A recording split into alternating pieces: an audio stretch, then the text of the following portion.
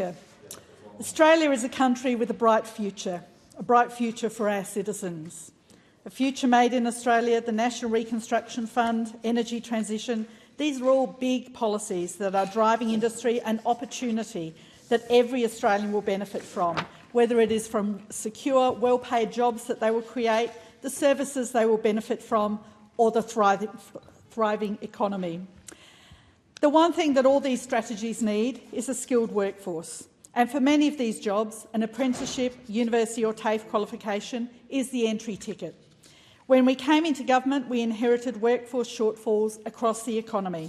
There wasn't a sector that I didn't hear from telling me how hard it was to get the skilled workforce they needed. Tradies, health sector, retail services, manufacturing, defence, the list goes on.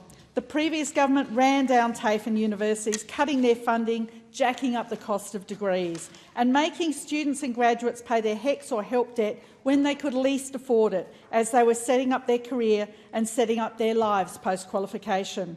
No wonder there was a shortage of skilled workers. This government knows that many students are doing it tough, and that's why we're changing the way that HELP debt is calculated. Legislation is currently before Parliament to make the indexation rate the lower of CPI and the Wages Price Index, and we're backdating that to the 1st of June 2023. This makes indexation fairer and wipes around $3 billion in student debt for more than 3 million Australians. And it means that your HECS or HELP debt won't go up faster than your wages. Around 80% of those who will benefit from this change are 40 years of age or under, and 50% are 30 years of age or under, the same people who are trying to set up their lives while they establish their career, maybe buy a house, start a family. This is practical and direct cost of living measure to help them at the stage of life that they need it most.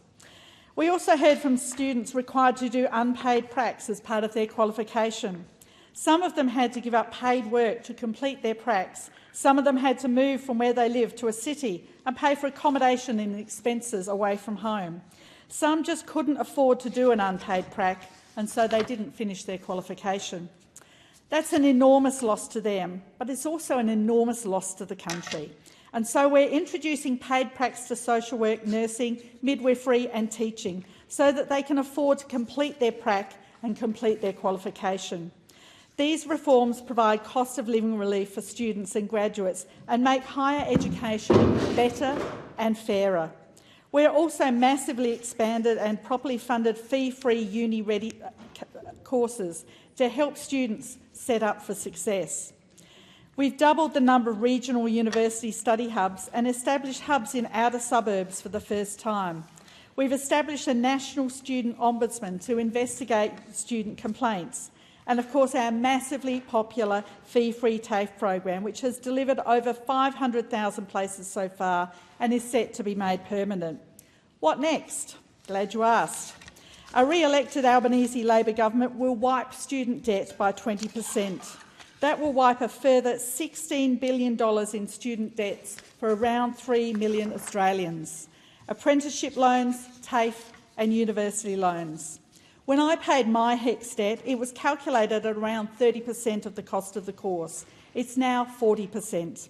Students nowadays are paying more per course than my cohort, and at a time when we want more apprentices, more TAFE and more university-qualified workforce.